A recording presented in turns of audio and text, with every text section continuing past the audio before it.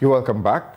This is Newsfile, it's your most authoritative news analysis platform, and here on Newsfile we put Ghana first. The Ghana Revenue Authority wants us to let you know about exemptions from payment of property rates. The Ghana Revenue Authority, GRA, in collaboration with the Ministry of Local Government, Decentralization and Rural Development, and the Metropolitan Municipal and District Assemblies, has commenced the collection and payment of property rate in the country via myassembly.gov.gh. Note, myassembly.gov.gh. Assembly is ASSEMBLY.gov.gh.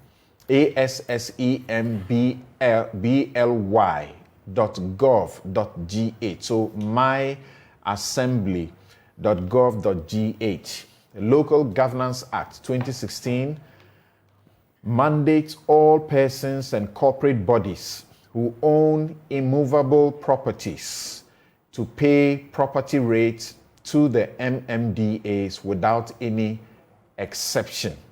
However, the Act exempts some categories of properties from the payment of property rates. These are premises appropriated exclusively for the purpose of public worship and registered with the District Assembly, cemeteries and burial grounds registered by the District Assembly, charitable or public educational institutions registered with the District Assembly, premises used as public hospitals and clinics, and premises owned by diplomatic missions approved by the minister responsible for foreign affairs. The GRA wishes to state that property rate is not, note, is not the same as basic rates. Section 234 of the Act defines basic rate as an amount imposed by the District Assembly payable by a person of or above the age of 18 years and below the age of 70 years who resides within a district. Basic rate is imposed on persons whilst property rate is imposed on properties. Additionally, basic rate is a fixed annual rate, whereas property rate is based on the value of the property as determined by the Land Valuation Division of the Lands Commission. The GRA entreats the general public to note that no person, irrespective of age, is exempted from paying property rate unless approved by the District Assembly. GRA has dispatched client support officers to assist property rate payers, register and pay their rates. Pay your property rate for developments in your assembly. You may call 0302 756 820, 0549 986 968, or 020 429 5387 for further information. The numbers again are 0302 756 820 or 0549986 968 or 020 429 5387 for further information.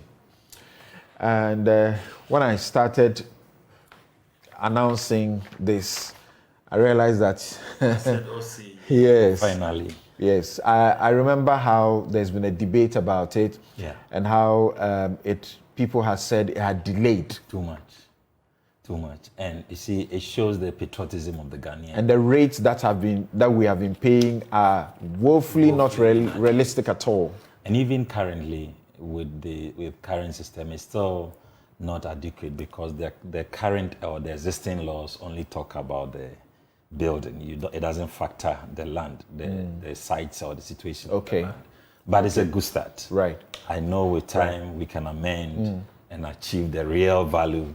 And to be able to do it from the comfort of your home. Exactly. I mean, myassembly.gov.gh. Do you have a message? Yes, already? yes, we have received them. Well, so it shows they are working. Right.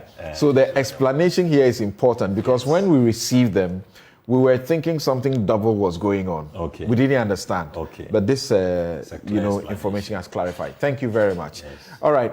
Now, a couple of messages. Then we go to the IMF Matters and Flagship programs.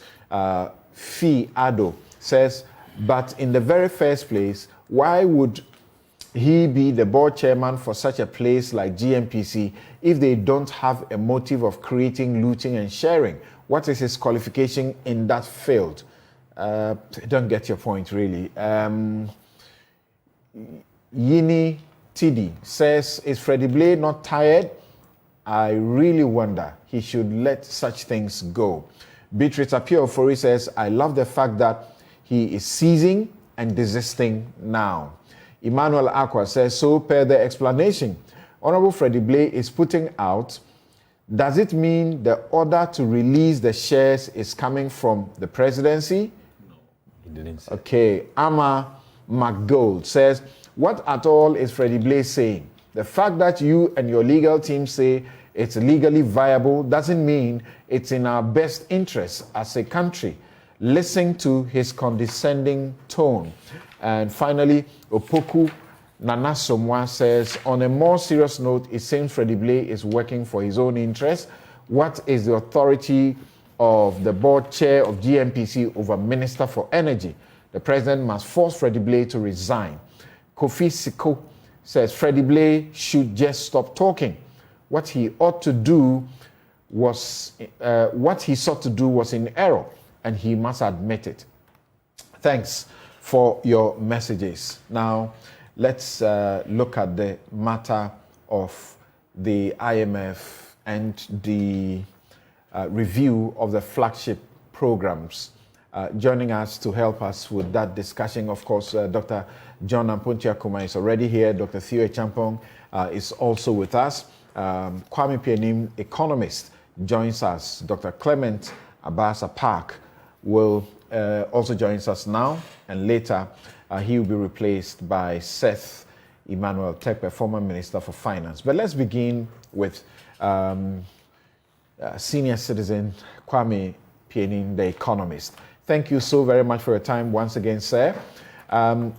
This was something... That's my uncle waiting for me. Okay. This was something that was inevitable. In fact, many had suggested that these things ought to be done before this time. So, not too late, is it? Thank you very much for giving me a voice on this issue. I think that we'll be missing the point if we don't take the IMF program. The documentation is very clear. The IMF program is just first aid. Like you are unwell, you get first aid, you go, the doctor, you tell the doctor the truth about your illness, and then the doctor gives you a diagnosis and says, go and do these things. And then you go and do that. Okay? We've been going to the IMF several times, almost every 4 years since our independence. This is the time, as Ghanaians, all of us, to sit down and say, what have we been doing wrong? One of the things I learned as chairman of UB, Other Bank for Africa, a Nigerian bank, which is becoming a global bank, is this. Once a mistake is made, and there's a law, there's a serious review of the processes, the practices, what went wrong, where it happened, how it happened, and then an honest way, clear way of doing it, so that we know exactly what went wrong, and then we try to amend the procedures, the practices, and then those who went wrong, incentives are in place. You are not promoted, you are dismissed. If it was not just incompetence, but there was also corruption involved. And the time has come for us Ghanaians to sit down and say, how do we put our resource management together in such a way that we do not repeat this? They say it's only a mad person who keeps doing the same thing and think that will get different results. Right. We have to change it. What went wrong? If you read the IMF documentation, for the first time, he's saying we are in a deep crisis. The government should come up honestly and give us all the facts. How serious is this crisis? They say it is deep. And for the first time, IMF admits this our crisis predated COVID. It predated Ukraine-Russian war. I'm sure that if you go out of the studio and talk to 10 Ghanaians, most of them did not eat bread for breakfast. It was corn-based products with fish. If we are pursuing planting for food and growth seriously, as we do with projects where people benefit, the Russian-Ukraine war will not affect us. You know, COVID, we got money from COVID. What did we use it for? So let us define, let's put our cards on the table. How did we go? My interest is that the World Bank and the IMF, no, they are very clear.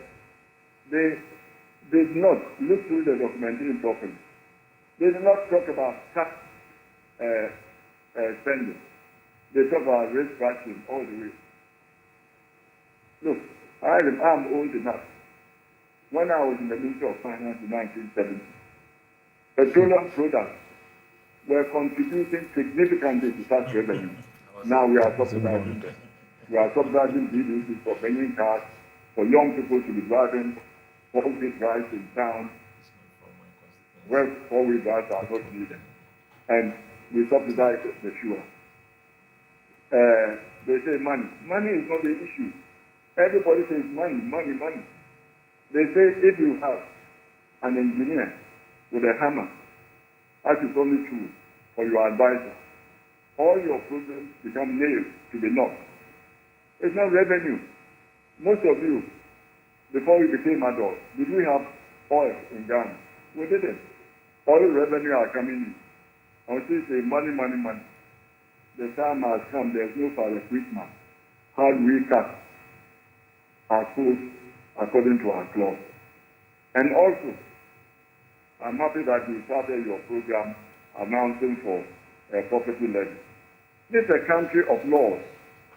Go and read the act. People over 70 do not pay property tax. If you want them to pay, say, irrespective of age, go and amend it so that we go by the tax. We've been building this country from the top to the bottom. Nana Akufo-Addo said, let's get district judges elected so that they will do the job from the bottom. They are the implementing agencies. Any development plan you do, the district are supposed to do it. If we build roads and give it to the district to maintain, if water and sanitation is a district activity, will the district allow guarantee to go on?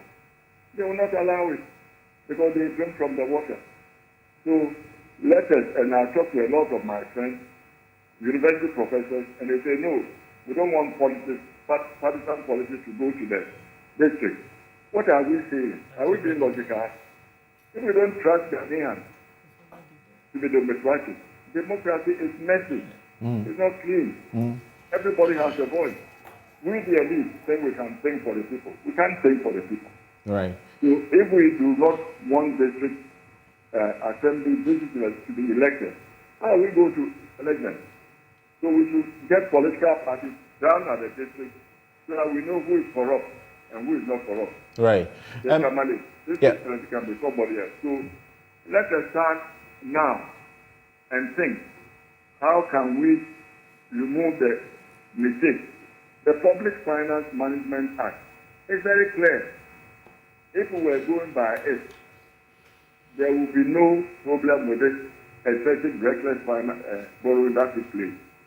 Parliament was there approving them.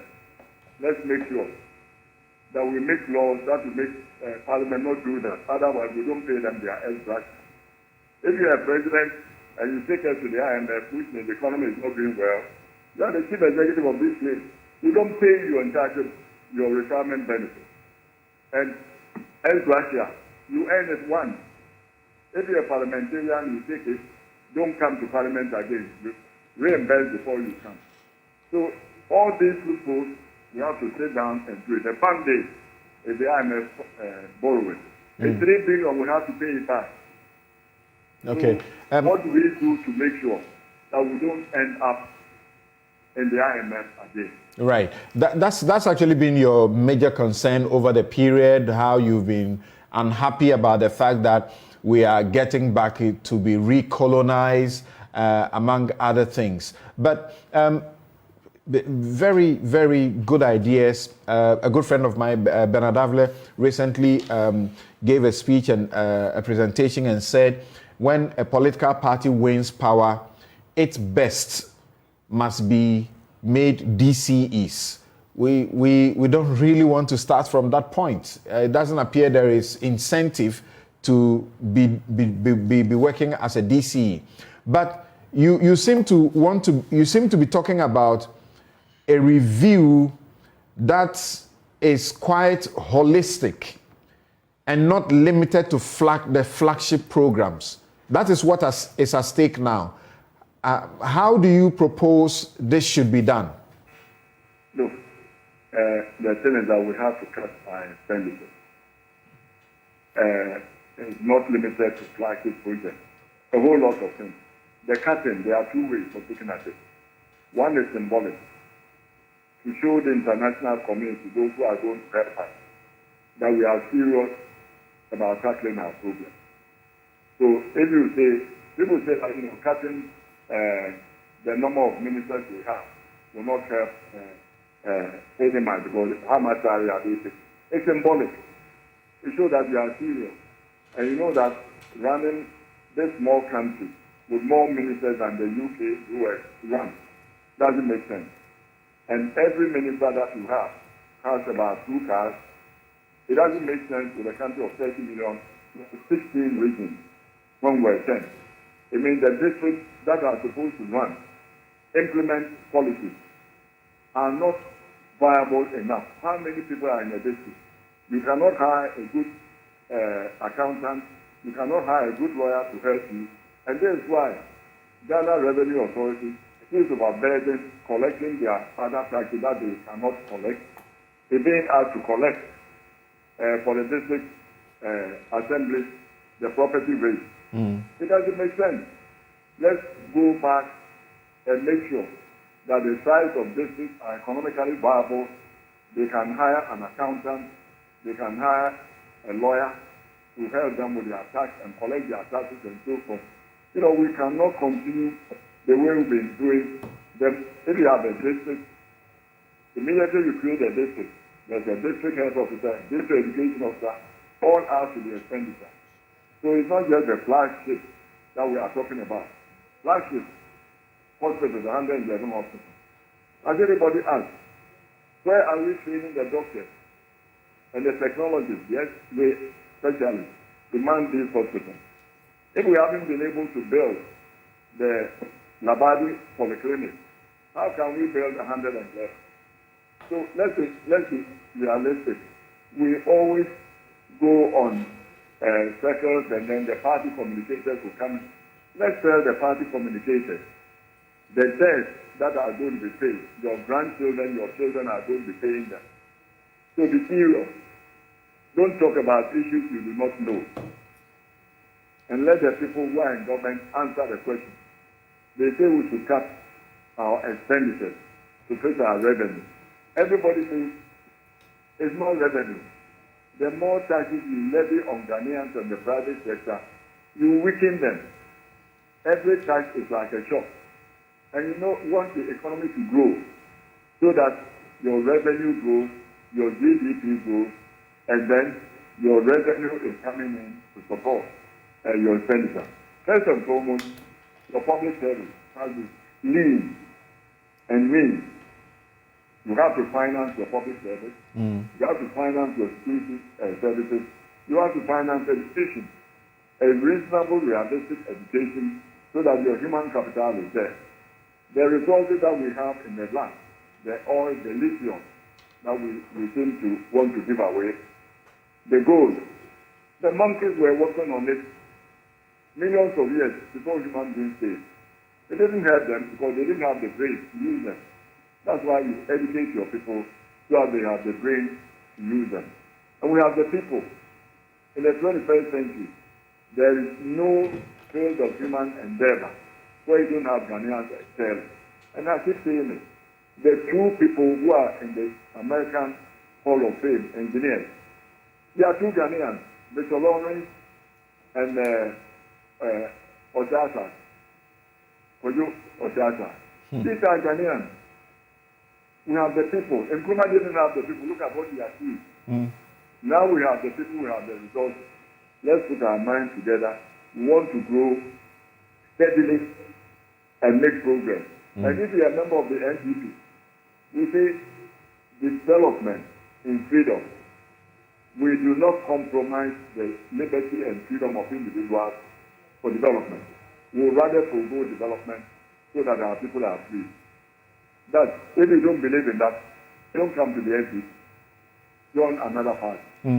You are talking about values here, and values that get into tension, liberty, equality, community, efficiency, and all of that. But people have asked questions. Those who are joining your party at this time, do they come with any philosophy? Do they really appreciate the philosophies? They don't. So that may be a difficult ask. But I wanted to ask you about this.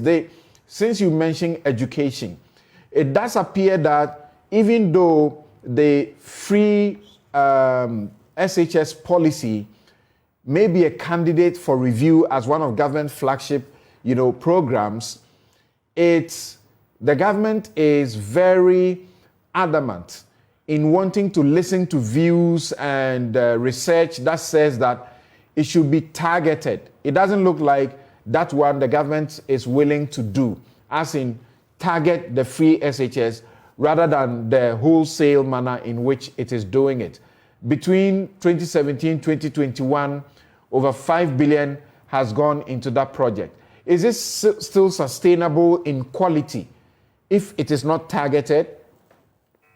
Look, priorities.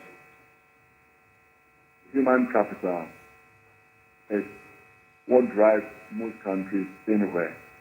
Look at India. Human capital, they are now all over the world in the IT field.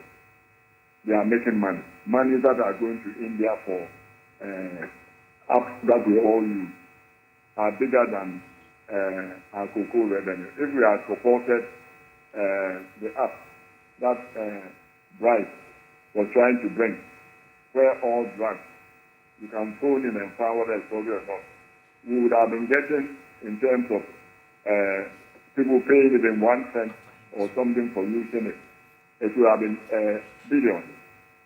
That is priority.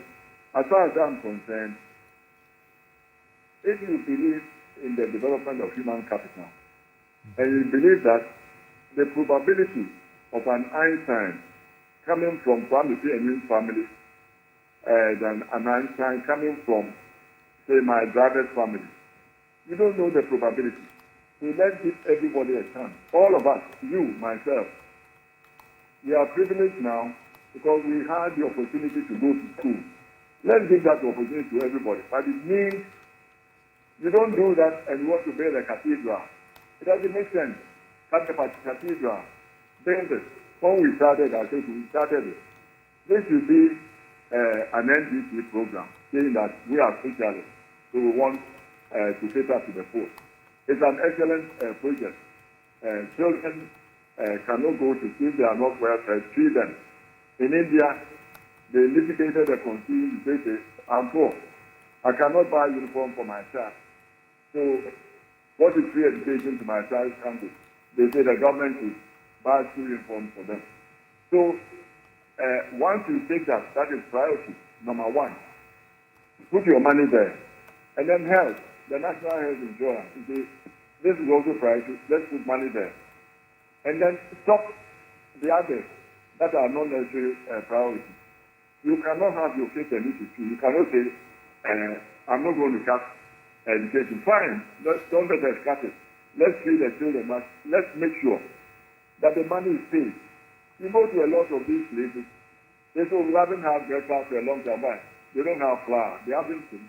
Flour has not been given to them. If the district assemblies were working well, they will source the food from the district. If it's furniture, furnishing a school room, the carpenter, the local carpenter will be given the money to make the chairs instead of importing them from abroad and then in rubber and sticking them there. That's how you develop. So put that aside. Education, we are all for education. Let's make sure that the children are properly educated. The quality of the education is good. Teachers are well trained. Then let's spend the money there. And then the money is not there for building a cathedral. The money is not there for buying D8 for people. The money is not there for ministers to be traveling first class when they can go economy. The money is not there for we to be hiring executive jets when we can go commercial. You know, these are things that we have to take a look at. The priority, what are priorities? All right. Education to me is important.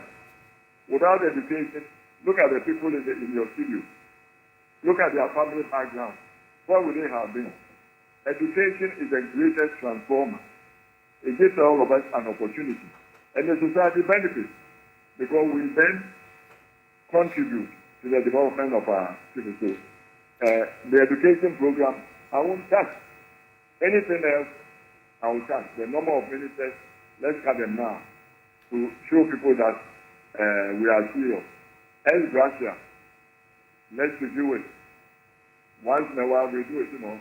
If you want to become president and you haven't been able to buy a house and you want to become president of this country, you do not qualify because you have nothing to protect. We should not be buying houses or building houses for president. Okay? And if we are doing it, we should do it the proper way. Go and build whatever I want to build in the hometown of that president. So that we choose development. All right. So that we all don't stay in Accra. All right. As always, thank you so very much, Mr. Kwame Pianin, for your insightful, value-laden, presentation that will guide many. Thank you so very much. That's my uncle from Achinekrom. That's from your constituency? Yes. Oh, really? Special greetings to Uncle Kwame Pianin. Right. But he's been talking a lot. You don't seem to be listening to him. I listen to him a lot. We speak privately more. Okay. All right. I listen to him. So as you listen to him, Yes. he's even going beyond these flagship programs Yes. that are up for review. We don't even know what the nature of the review is. As far as he's concerned, he won't touch the education, benefits. Yes. Right. But he wants it to even be over, reaching. It should go far. Yes. To questions of ex gratia, questions of the size of government and government spending, and so on. Now tell us, what is the nature of this review that government is now talking about? Thank you. And let me also commend Uncle Kwame Pianin. Today he spoke in defense of the values of the party that we all belong to, freedom, development in freedom, and emphasize on the need for the human capital development to be key. And that is why free education and all the flagship that we speak about is central and very critical for the future prosperity and growth of our country. And I'm on all fours with him. And I also agreed with him when he talked about President Akufo-Addo's position on election at the district level, because if you don't reduce the units of growth and development to the basic level and you centralize all at the center, you don't achieve the impact the way it's supposed to be. So eventually, I think we should bring back that discussion and look at how we better decentralize political and development growth of the country to the district level. I agree with him entirely on that. To the district level. To the district level. When you mentioned that, it got me referring to Bernard Avle, who says, when you win party, your best hands should be going to the districts. Yes, that means that we have to... You all look up to the president to appoint you to be ministers rather than to serve at the district level. But have you questioned why it is so? The reason is incentive. So if you can direct incentive to the district level, you get the best talent there. So once it will come with a policy, once we agree to look at that direction, if you direct incentives, everybody will go there. So I believe that is the key issue. Okay.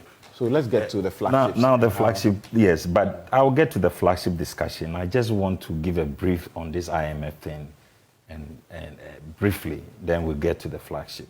Because we went to the IMF with a program, and His Excellency Nana Akufo-Addo's cabinet approved the PCPEG program, which was the basis or the foundation for the IMF program which was approved. The PCPEG is the post-COVID-19 program for economic growth. So basically, that is what it's about when we say PCPEG. And that was the program which served as the foundation for why we achieved the staff level agreement and the board approval. And basically, what is it about? It is, let me say, it's a large and front-loaded fiscal consolidation program, which means that, of course, to ensure we achieve sustainable growth and bring back the economy onto sustainable path, whilst also ensuring that we protect the vulnerable in society. So if you look at the disbursement, we are now going to have 600 million every first 6 months, another 600 million 6 months. Before the rest is spread, 360 million for the rest of the period within the 3 years. So it's front-loaded. And within the PCPEG, we need to achieve certain thresholds or certain objectives. One of the key objectives is restoring public debt sustainability. So, and I'm sure the discussion about this flagship will be anchored on sustaining public debt sustainability.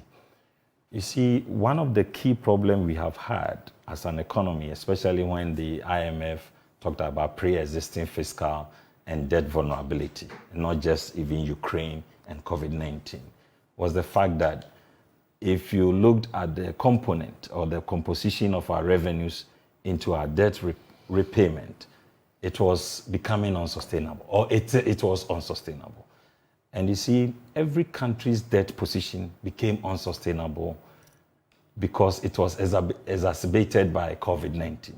Today, as we speak, you know there's a huge deadlock in America over whether to extend the debt ceiling of the country, because the $35 trillion ceiling of the country is reached. And unless the Congress of America extends the ceiling to maybe 40 or 45 trillion, American government cannot borrow. And so by 3rd June, which is some few days away, if American Congress is not able to settle that debate, America will run into default of its debt. Why have they gotten there? In the last few years from 2020 when COVID struck, America has printed over $15 trillion to shore up the economy. And it's not only America. Ghana went through the same situation. We had revenue shortfalls in COVID and did extra expenditures unbudgeted for, and we had to resort to extra borrowings in order to sustain the economy. It's not only Ghana or America's situation.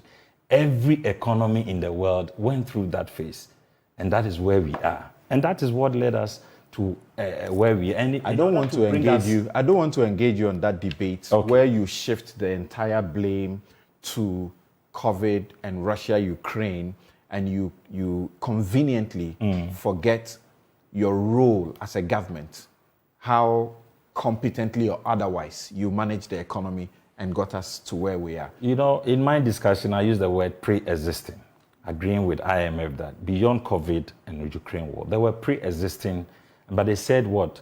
fiscal and debt vulnerability. If you are vulnerable, you can still be okay. And many nations were okay. But when the external shocks came, you didn't have buffers. Okay, so we are not saying that we didn't have issues, but it got exacerbated by the COVID and the external shocks. That's the point we have been making. So what I'm saying is that in order to overcome all these difficulties, we have gone with this PCPEG to also not just receive money, but to do structural reforms. Okay, we intend to have reforms, tax policy reforms, revenue administration changes, like we just announced about the property rate going digital, and of course the public financial management system. Earlier you had those 3 taxes that Kwame Pianin said the president should not assent, and he went ahead to assent. Meanwhile, you say you listen to him. Well, but of course you don't expect us to agree with everything he said. I hear you. We agree on a number of things. And of course, you see, I would rather, so we'll go into the expenditure issues and see whether the discussions on the flagship is just sentimental rather than dealing with the main issues. In this PCPEG, we also want to focus on certain structural deficiencies in the economy. For instance, the cocoa sector. The amount of expenditure inefficiencies in the cocoa sector have to be addressed. The energy sector, the IPP commitments and regular payments you need to do to sustain the electricity to be on, some efficiencies have to be improved. You are talking about ECG and its recovery problems. You are talking about Volta, Gridco, and all the rest. If we are able to address those inefficiencies in the expenditure side, you realize that even the debate about the flagship programs becomes even moot. Okay. But you didn't have to wait for the IMF to stand over your shoulders with cane like a teacher before you do this. But you see, this is where we always disagree. On your own website, My Joy Online, if you go to March 23rd, it was published that government itself announced to review the flagship programs. March 23rd, March 20. I have all the date lines here. Yeah, okay, so you have it. I'm going to deal with you okay, so at a certain point. Yes, I want to get a specific date. And when you were rejecting even proposals by others in that regard, and yet you were proposals. You were at various times making your own. 21st March 2022 on My Joy Online. Right. All government flagships to be reviewed. This is after we went for this 3-day cabinet retreat at Eduasi. So government itself have been doing this self-assessment. And don't forget that the PCPEG program that was submitted to the IMF for the program was submitted by government of Ghana. It is our program which was accepted by the fund. So it is not the IMF holding any cane on government. It's just sentimental.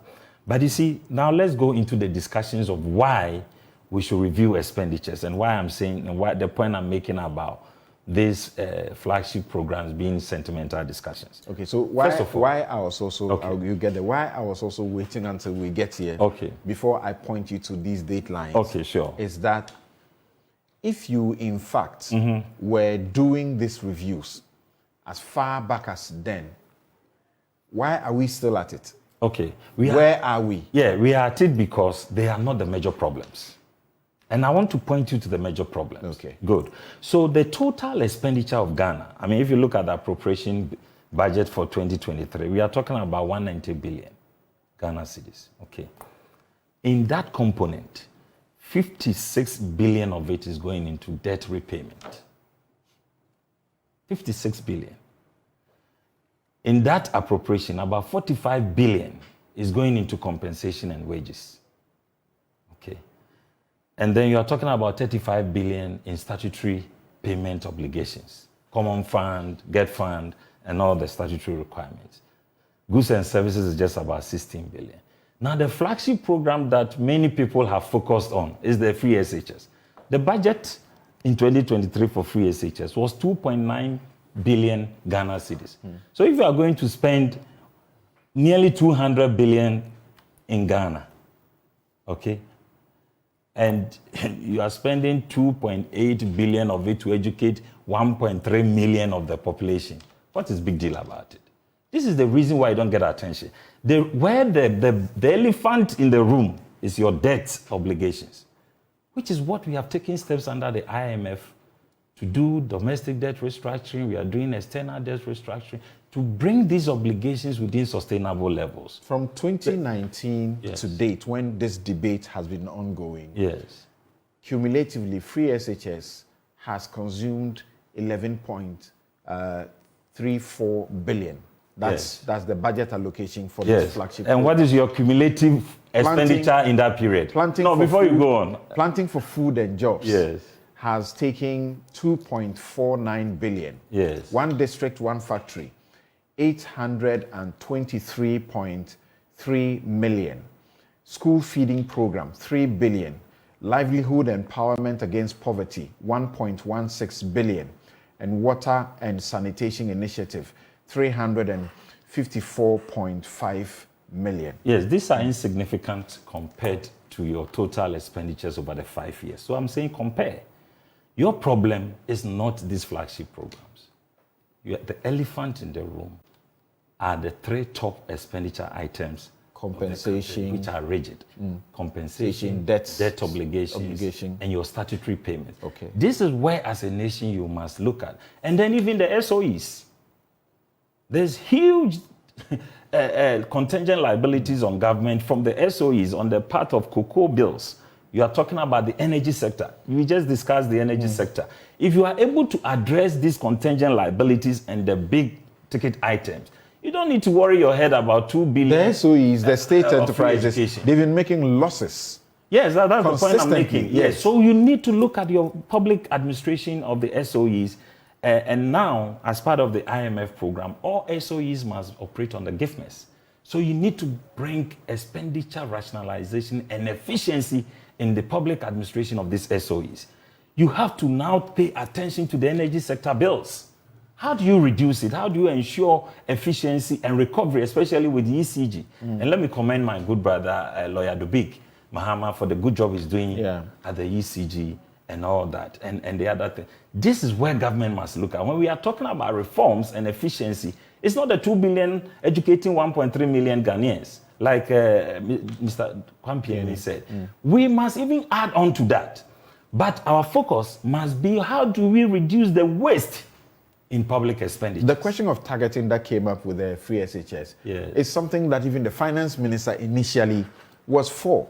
That there are people who can afford. Why don't you identify those who can't and make savings for something else? Can I use myself? Or make savings to improve the same system? Let me use my history. I met you in Legon. But before Legon, I was born in Sankore. My parents, both my mother and my father, they are alive. They are cocoa farmers. My father was also a purchasing clerk in Sankore, in a village in Sankore. When I went to Opokuare, I never got access to cocoa scholarship. My friends from Accra, contractors' children, came with cocoa scholarship in Opokuare. So I always say that if the moment you say the poor must not pay and the rich must pay, in Ghana, it will be the rich children who know the ministers and the education directors who will enjoy it. You just ensure you have an efficient system. Where is that efficiency coming from? Why didn't you ensure it when I was in the village? So I am a typical example of how a poor farmer or a poor boy in Sankore village can rise to become a minister if access to education is provided. Then President Akufo-Addo said, whether you are a rich child or poor child, looking at the budget and the sacrifice and the benefits, let's allow every child, whether he's from poor home or rich home, education is a leveler of social mobility. But if that does not allow you to produce quality, but are you really giving them evidence has education? shown that we are, in fact, in the last WASI report, Ghana topped the whole West Africa in terms of quality of performance. So what are we talking about evidence here? This is not the issue. I am saying that the cost, the discussion, the sentimental discussion on flagship program is neither here nor there, because those are not the issues. If we really want to deal with the issues of expenditure rationalization, forget about flagship programs. How much are they? Look at the years, even you combined 5 years, combined the total expenditure of Ghana in that 5 years, you are running into trillions. How much is tens of billions to ensure that you are making social impact on your people. Okay. So that is not the point. So the elephant in the room, like I said, and that is what the IMF program is seeking to address: weaknesses in our public administration, in SOEs, the cocoa sectors, several contingent liabilities in the energy sector. If we are able to address those problems, ex gratia, look, arguments about ex gratia, another sentimental matter. You get it? Because even yesterday, if you listen to the Chief Justice, she says that the judiciary doesn't receive ex gratia because it is what they are entitled. I'm sure normally people's attention is actually not on the judiciary. Okay, and those who have gone away, it's the politicians who try to equalize. Yes, but who try to get support and sympathy when the matter comes up, and then they say even the judiciary, is also receiving. But Leonard, you know it is one article that is providing this incentive to everybody. And it is a matter of working back what you are entitled to. Why do we call it? Maybe we just have to change the name. Because even the Bible says that the laborer is worth his wages. So let's be fair about some of these discussions. And I refer to it because of its percentage vis-a-vis your total expenditures. It's in what? Millions, maybe hundreds of millions, not billions of cedis compared to the billions that you are spending. So those are not the issues why we are struggling as a nation. Let's deal with the issues that will resolve our problems. You mentioned compensation. Yes, that is part of compensation. So let's deal with it. So if you want to deal with compensation. So what's the component of that in the compensation budget? The last year was 250 million Ghana cedis. The entire compensation budget is 45 billion we are talking about. So I am not saying it's not important discussion, but I'm saying that let's deal with the ghost names, let's deal with the things that drag and are repetitive, the inefficiencies that create waste is where we must all focus so that we bring down the burden. If you latch on to sentimental issues, you are always going to go back to the problem. Okay, hold on there. You're still here on Newsfile. This is your most authoritative news analysis platform. And here on Newsfile, as always, we put Ghana first. Earlier, you heard Kwame Pianim, economists of great repute. He mentioned the year when he was at the Ministry of Finance, and myself and John, we turned and looked at each other. 1970. Where were we? All right. Now, let me go and bring on, I think I'll start with Dr. Apak on the question of the education free SHS policy, because John has given us, something to think about. And Kwame Pianim also supports the point that that is not something that you should be looking at, touching at all. Dr. Apak, you and your party have been advocating the need to look at this. Of course, there have been other independent researchers who have also said there's a need to target. What do you say? Samson, can you hear me? Yes, please. Very well. Let me say good morning to you and my fellow panelists. And of course, to greet the people of Bulsa South. Samson, it is important to put on record that when the NDC and our flag bearer, John Dramani Mahama, as well as other astute personalities in the educational sector, called for a review of the free senior school policy, that call is not to suggest that we are arguing with the quantum of resources that the state is putting into the program to ensure that we derive the needed outcomes. Our call for review has always been predicated on what we consider to be implementation challenges. And so, yes, I would agree with both Kwame Pianim and my good friend, Dr. John Kuma, that if you were to look at the expenditure as far as the free senior school is concerned, and you were right, in the last 7 years, what government has proposed, for which Parliament has given approval, is just slightly above 11 billion. Clearly, that cannot be a huge amount that I believe has contributed to our current woes or our current economic challenges. But let me be quick to add that I find it rather interesting that John Kuma has made a very forceful argument in defense of the cost of implementing the policy. But what I want to avert his mind to is this. Many members of his own party have sought to argue that one of the reasons why we are where we are, one of the reasons why government or public expenditure has ballooned is because of government investment in policies, including the free senior school policy. So I am happy that today we all agree that investment in providing free education to our wards of secondary school going age is not and cannot be said to have contributed to our current predicament. Now, Samson, I have taken the time to look at the IMF report, and in particular, the portions that have to do with education.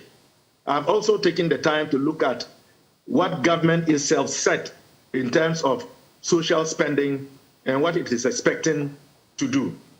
Now, when the IMF speaks about the flagship program or policy, the free senior school policy, and acknowledges the fact that it has led to an increase in enrollment, but with poor learning outcomes, I think that is very, very significant. It is largely because of that component of poor learning outcomes that justifies the call by John Mama, the likes of Professor Aite, Professor Demensa, you know, the likes of Kofi Asare of Education Watch, and Dr. Pate of Institute of Educational Studies. Are we getting value for money? And the answer is no.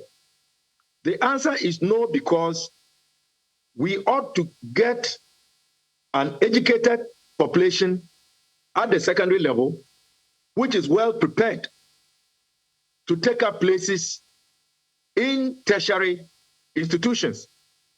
Right? Look, you can call a few of my colleagues who are still at the universities and lecturers and ask them the quality of students who are coming through these days. They will tell you that the quality is unsatisfactory. I know for a fact that there are agitations from colleagues who are still in academia proposing the need to institute an entrance examination, because we have students who write WASI, get very good grades, and yet when they get to the universities and other tertiary institutions, they are struggling to cope with tertiary level educational activity. And that is attributable to free SHS?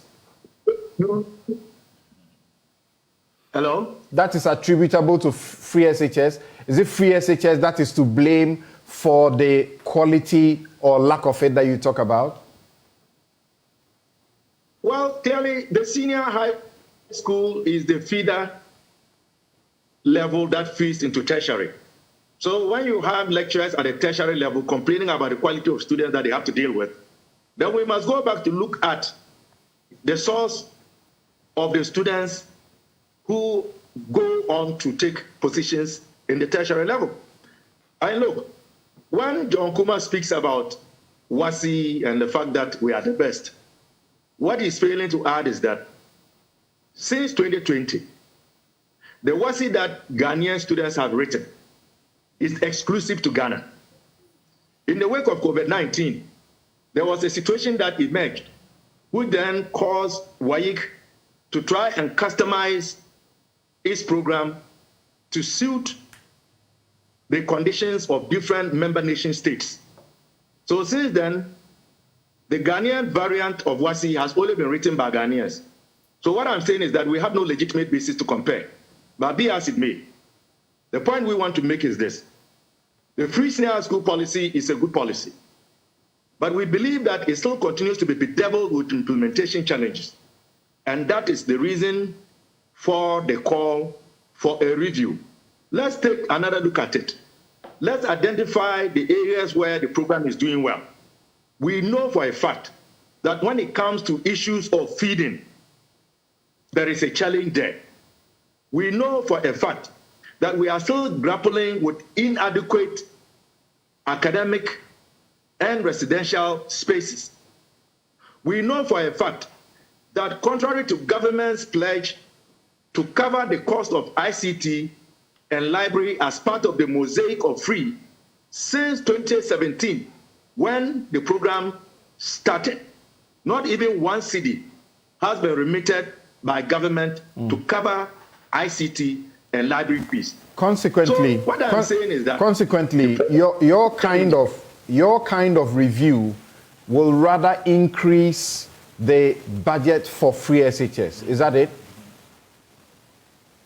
No, our kind of review would bring efficiency, it will make the program sustainable, and it will give us value for money. For example, there's no reason why we should maintain a centralized food distributory system where we sit in Accra and give fat contracts to, by and large, persons affiliated to a political party who sometimes undersupply the quantities of various food items that they ought to be supplying. Why can't we devolve it, decentralize it, to allow for the schools to engage their own suppliers to supply them the food, for example? Why can't we bring on board the private schools to fully participate in the delivery of the program? Why do we still have to continue to sideline the parent-teacher associations when we know that traditionally they have contributed in no mean measure to ensure that our secondary schools operate to the maximum efficiency possible? So all these are ideas that we believe when we sit around the table, we can have a conversation and to look at the best way forward. Our argument is to say that the amount invested is too much. We are calling for efficiency, and we believe that all of this that we are speaking about, if we were to do them, would bring about an improvement in the program in a way that will be commensurate. Thank you very much. With the resources that we are putting into the program. Thank you very much, Dr. Clement Apak. Dr. Clement Apak is MP for Bulsa South and Deputy Ranking Member, Education Committee of Parliament. So we'll move on from the education aspect. John Kumar has made it rather clear where the government stands on this and appear to affirm the position that Kwame Pieni expressed, that education or free SHS is not what you should touch, because actually that helps to bring some equilibrium, some equality in the system, and you don't have to target it. Well, there are the other programs, the One Village, One Dam, the One District, One Warehouse, Infrastructure for Poverty project, and so on. He looks at the quantum that the national cake, the national cake, and says that's really not the elephant in the room. You're talking about compensation, you are talking about statutory allocations, and you are talking about debt servicing. And this is what takes the chunk of our money, and that's where to look at instead. So Setepe will join him to take that other part for the opposition's view. Now, Dr. Theo Champong, economist and political risk analyst, is still with us on Zoom. Doc, from Kwame Pieni to John Kumar, more particularly looking at the economy holistically and what needs to be done, even though they will not admit that now it is the IMF that is forcing them to approach things in the manner they are doing. What do you say, listening to them so far? Yeah, there's a lot that needs to be done. Last week, I think on your platform, I did indicate that I'm not too sure the extent of the commitment to actually doing what needs to be done. And I predicated this on the fact that in the last IMF program we exited in 2019, we signed that program around a similar time in April of 2015. and we had 1.5 years going into the election to have made some substantial progress on those reform areas. But 1.5 years down the line, we didn't meet many of the benchmarks to the extent that when the new government came, they had to renegotiate and extend the timeline for that program. We've signed a new one in May of this year. And if history is anything to go by, against the prospect of a big election around the corner, I remain a bit doubtful of whether or not those serious commitments that the government has said it wants to would be done.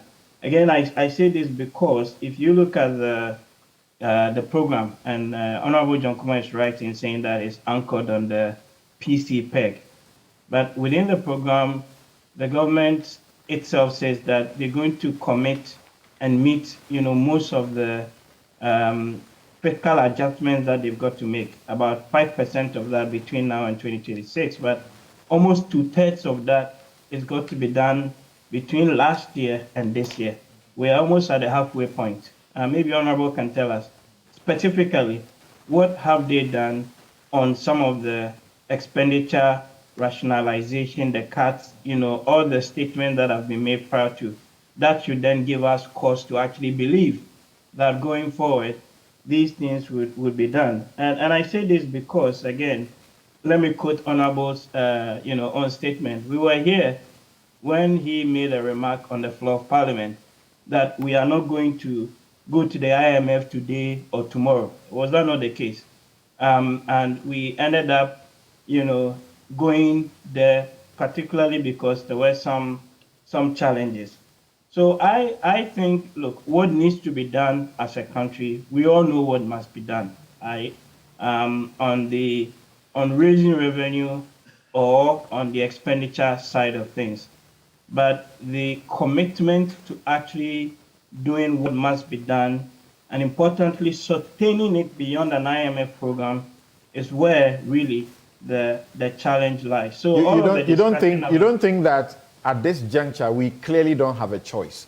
It doesn't matter how reckless politicians can be. This time they don't have a choice but to stick to this program faithfully, because 2019 program, we also didn't have a choice. But in the first 1.5 years, we still didn't meet the program benchmarks.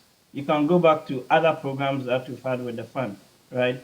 So even under an IMF program, there can and there have been slippages going into election years. And that's the thing that I want us to be aware of. So the question then becomes, what can we do as citizens, as civil society, as whoever, to ensure that this time around, the government actually commits and implement those things that they said they've got to be doing.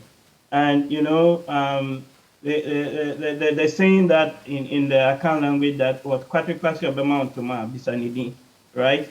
So in this sense, the government has actually said in the last budget and in the one before that, they have started doing some of these programs anyway. And we said that it is, quote and unquote, an IMF supported program. So it is the government saying that we're going to be doing these things. We're halfway point in the year. Let us see the evidence of what actually the commitment has been since those things were said right back then. That's so a we've legitimate passed some question. revenue measures. But importantly, on the expenditure side, let us see what has been done, because that's the only way people would actually start to believe that going forward, these commitments would be met. And I get a little bit worried, because if you look at the numbers and the size of the gap that needs to be filled in terms of our financing, etc., a huge chunk, 70% of that, needs to come from the relief that we're going to get from the external debt restructuring. We haven't even started that conversation yet. But you also get the posturing that, we possibly are even thinking about going to the market to borrow. And I'm asking myself, who are you going to borrow from? The very people that you owe, you are thinking, and you haven't even sat down to discuss terms of your, restructuring or haircut or etc. So there are a lot of policy deep issues within. The structure of the spending, Honorable talks about some of them. the big ticket items, debt servicing, compensation, etc. But every little is much and every little adds up. So you're having the education conversation. And if you pay close attention to the numbers, and I'll wrap up in a moment, that in terms of education spending, right, we should be spending between 4 to 6% of our GDP on education every year. In the last few years, we've been doing just around 4.5%. But in the years before, from 2010, if you look at the data up to about 2016, we're actually doing an average of about 5.5 percentage points. So in real terms, education spending is actually come down, right? Although as a proportion of a GDP, you still see that. And the biggest issue with the education sector in terms of spending, again, is primary education. Dr. Park and others who probably have been engaged in this sector would tell you, and they'll show you the numbers. So we're spending far more on free SHS than we're even spending in other critical sectors of the economy. So in the IMF document, they say, look, focus your attention and any savings that you make on, for example, primary school education. Because if the fish is going to rot, it starts from the head, not when they have gotten to senior high school that we're trying to correct those imbalances. So yes, the big ticket items matter, but the smaller things in terms of the inefficient spending and the wastage and things in the energy sector, we have not even gotten there. Our state-owned enterprises, all of these things must be done. What has to be done, I repeat, we know what to do. I can show you, we can go back to IMF programs and even budget statements from 1993. And you see the same issues persistently repeating themselves year after year. So you begin to wonder where the problem really is. The problem is not the IMF, the problem is us. The problem is not the IMF, the problem is us. Sounds like a profound statement I read this week, either in some philosopher's work. All right. We'll take a break at this point, but remember that this show is brought to you by Bank of Africa, strong as a group and close as a partner, MTN everywhere you go. Ashesi University, the university I love, where there is the honor code.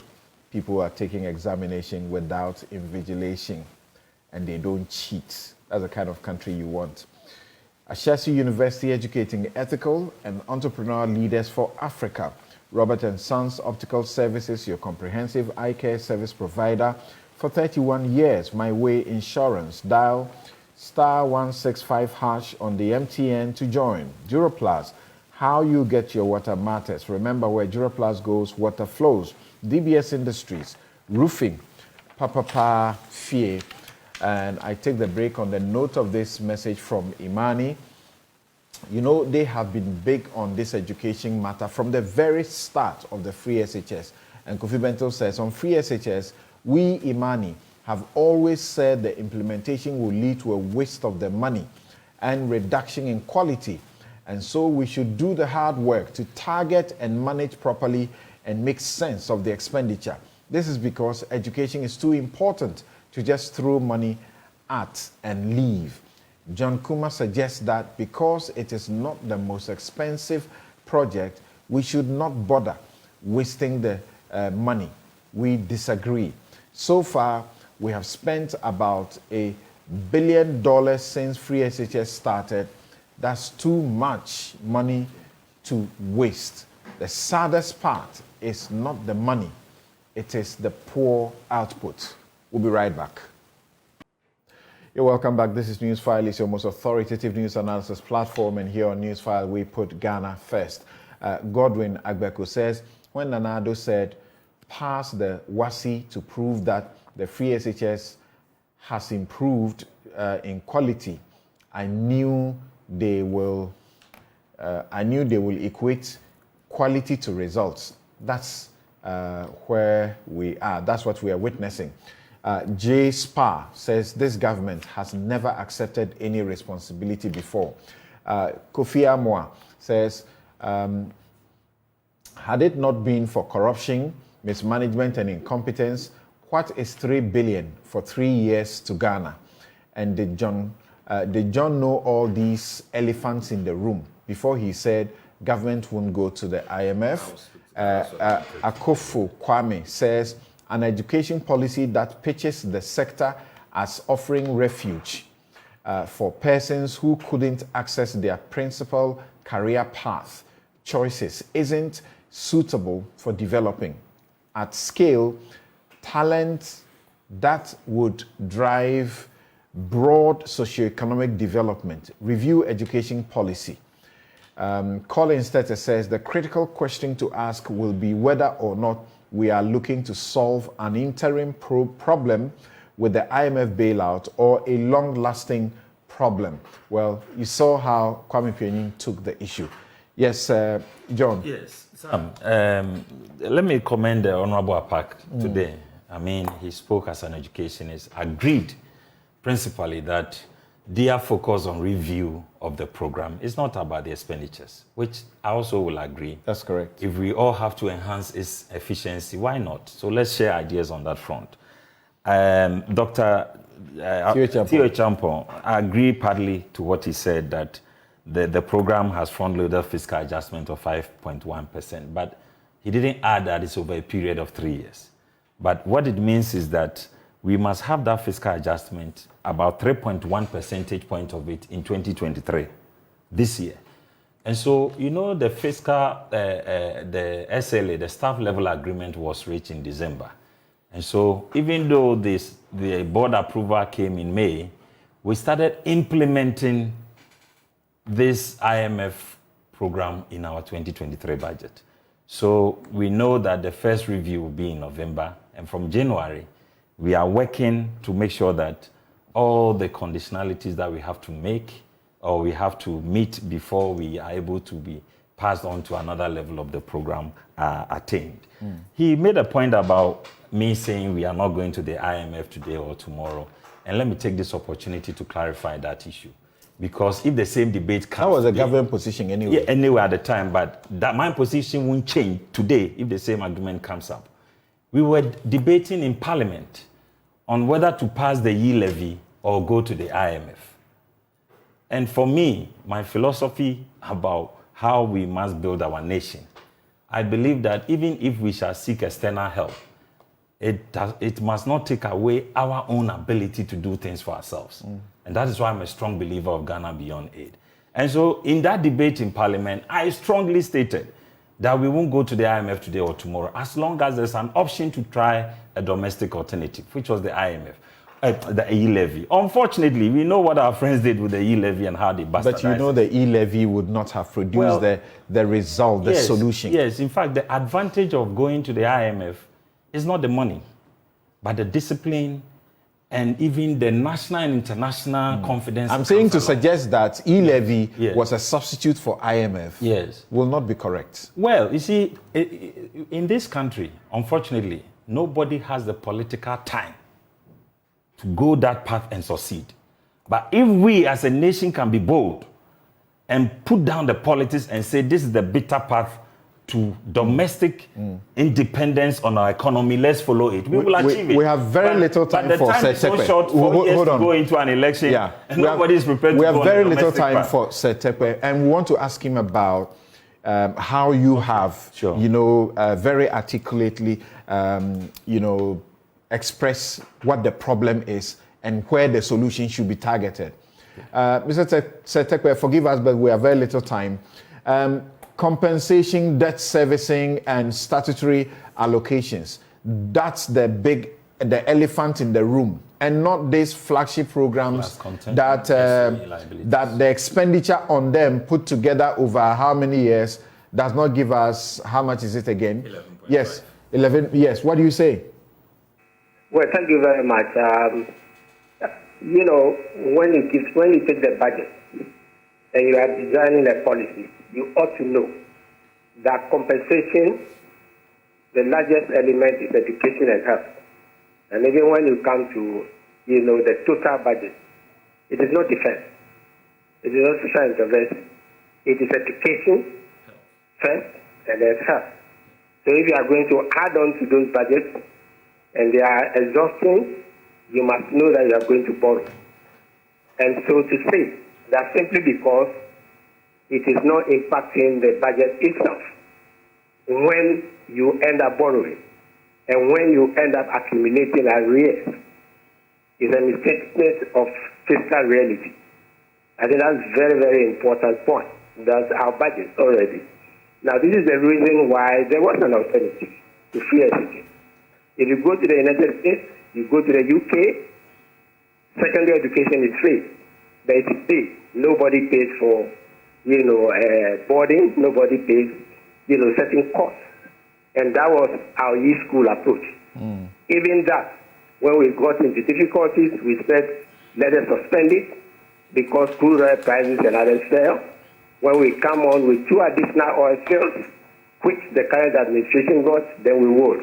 We take it to schools. They said, let us then look at teachers, the teachers and others, and which will fit. So there was an alternative to free education, which was cost effective. I think the important thing is cost effectiveness. But let me I know I have a very little time. Now, I have 4 tables. The first one is the priorities of the government from the IMF program. Identify priorities for IMF capacity development. The elements on public financial management, which includes expenditure, does not mention prioritization of flagship policy. Second table, structural conditionality under the standard credit facility, which is where we are going to be adjust and then releasing of the money. This attached to it, the deputy minister can correct me. I have gone through it, 9 items, including the prior action, excluding the prior action 5, total making 14. Not a single mention of prioritizing flagship policies.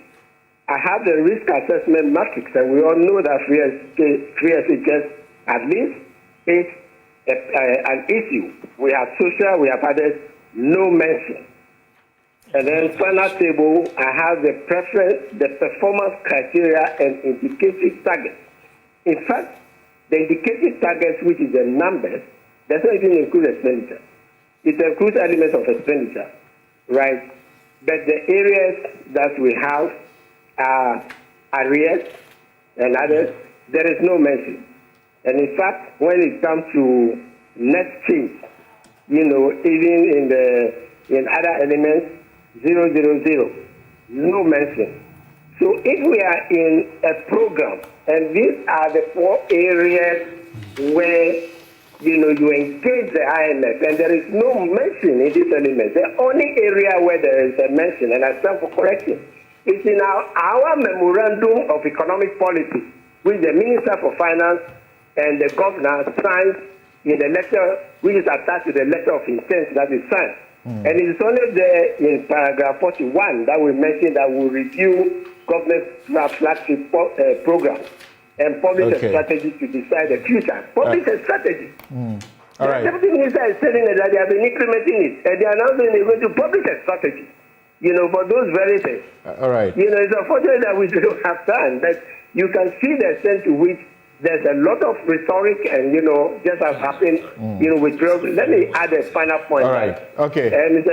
I'm sorry, but this is all time will allow us. John, thank you very much. Thank you very much. This all time will allow us. No problem. My outfit, as always, is by Habil Scruter.